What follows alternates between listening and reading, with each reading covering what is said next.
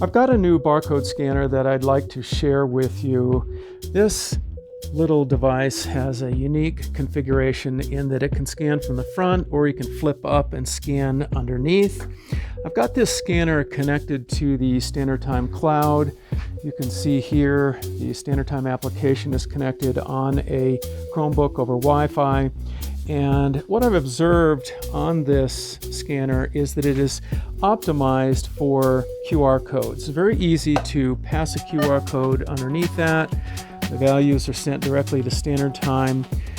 But I have also observed that if you try to scan 1D barcodes, you're probably going to get a misscan. So you pass it underneath there, it scans the wrong one. So unless you just have one barcode label that you want to scan, this thing is likely to misscan when you have multiples like that. So QR code is best, and turns out that you can put multiple values on a QR code, like let's say work order, sub-project, subsystem, your tasks, inventory, department quantity, anything else you want to put on that. Then Standard Time will parse out those values and they will go to the records that you are scanning in Standard Time. So the point of all this, of course, is that Standard Time can collect time for employees, jobs, work orders, tasks, inventory,